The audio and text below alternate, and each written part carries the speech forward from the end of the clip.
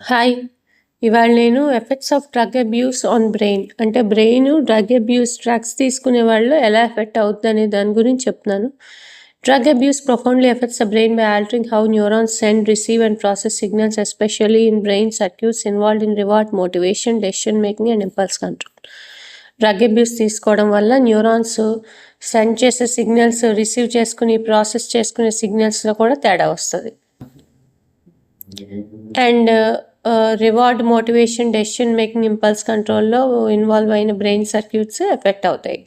Brain areas ఏమేమి effect అవుతాయి? Basal ganglia, extended amygdala, prefrontal cortex.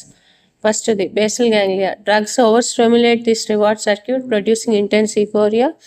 Repeated use diminishes its sensitivity, making natural rewards less pleasurable and driving compulsive drug-seeking behavior. Basal ganglia involve అవుతుంది అనమాట. So దానివల్ల ఏమవుతుంది, ఈ reward circuit over stimulate అయ్యి intense euphoria, intense sense of well being వస్తుంది. So natural rewards ఏమో less ప్రెషరబుల్గా ఉంటాయి, ప్లస్ డ్రగ్ సీకింగ్ బిహేవియర్ కూడా డ్రైవ్ వచ్చేస్తుంది అనమాట. సో అది చాలా harmful. Extended amygdala. This area mediates stress feelings like anxiety and irritability during withdrawal, motivating continued drug use for relief. ఈ అమిగ్డాలాలో ఏరియాలో ఇది యాంగ్జైటీ, ఇరిటబిలిటీ అనే స్ట్రెస్ ఫీలింగ్స్ని మీడియేట్ చేస్తుంది విత్డ్రాయల్ అప్పుడు. సో దానివల్ల విత్డ్రాయల్ అయిపోయినా కూడా ఈ యాంగ్జైటీ, ఇరిటబిలిటీ, స్ట్రెస్ ఫీలింగ్స్ వచ్చి మళ్ళీ ఇంకోసారి డ్రగ్స్ తీసుకునేటట్టు అయిపోతుంది. Prefrontal cortex responsible for judgement, decision making and self control. This regions function is impaired by drug use, reducing impulse control and increasing compulsive use. Prefrontal cortex జడ్జ్మెంట్కి, decision మేకింగ్కి and self కంట్రోల్కి help అవుతుంది. ఈ drug use వల్ల ఇది impair అయ్యి impulse control తగ్గిపోద్ది, compulsive use increase అవుతుంది. ఇన్ని harmful effects of drug abuse on brain ఉంది. ఇంకా చాలా harmful effects ఉన్నాయి. Neurochemical and structural changes. Drug use causes excessive release of dopamine in reward pathways, producing intense pleasure but leading to brain adaptations such as fear dopamine receptors and altered neuron connections. These changes causes tolerance, needing more drug for the same effect and long-lasting cravings. Drug use వల్ల reward పాత్వేస్లో ఎక్కువ dopamine release అయ్యి dopamine receptors తగ్గిపోయి altered neuron connections రావడం వల్ల ఈ changes వల్ల tolerance వచ్చేస్తుంది. అంటే సేమ్ ఎఫెక్ట్ రావడానికి, సేమ్ ప్లెజర్ రావడానికి పర్సన్ ఎక్కువ డ్రగ్స్ తీసేసుకుంటాడు. అది తెలియదు అనమాట తనకి బ్రెయిన్లో చేంజెస్ అని. అండ్ లాంగ్ లాస్టింగ్ క్రేవింగ్స్ కూడా వచ్చేస్తాయి. Brain regions involved in judgment, memory and learning can physically change with some neuronal loss and altered synaptic connections that may persist for months or years after cessation.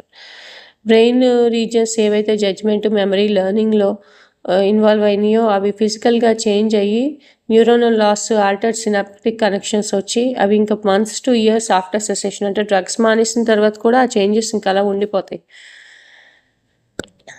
Addictive drugs can also affect the brainstem, disrupting vital functions like heart rate and breathing, explaining overdose risk.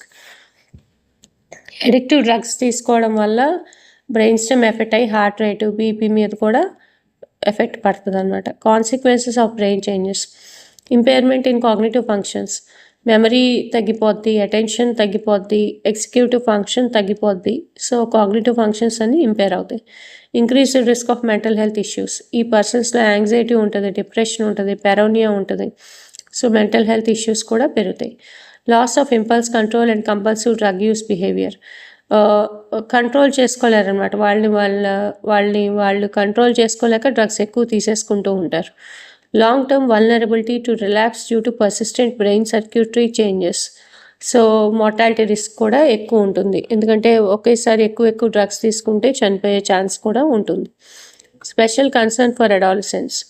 Adolescent brain is still developing and is especially vulnerable to lasting damage from drug use, affecting brain maturation and increasing long-term neurocognitive impairments.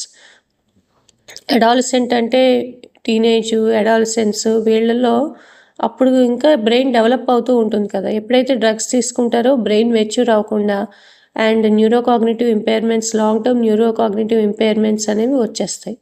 In summary, drug abuse disrupts brain chemistry and structure, impairing critical functions that drive addiction and behavioral changes. So addiction అనేది చాలా తప్పు. Brain మీద ఎంతో కొంత effect పడుతుంది, కొంచెం drugs తీసుకున్న effect పడిపోతుంది. సో డ్రగ్స్ జోలికి వెళ్ళకండి, ఆ డ్రగ్స్ తీసుకోకండి, జాగ్రత్తగా ఉండండి, హెల్దీ లైఫ్ స్టైల్ అడాప్ట్ చేసుకోండి. Especially in the teenage age జాగ్రత్తగా ఉండండి. ఏ వయసు వాళ్ళైనా డ్రగ్స్ తీసుకోకూడదు.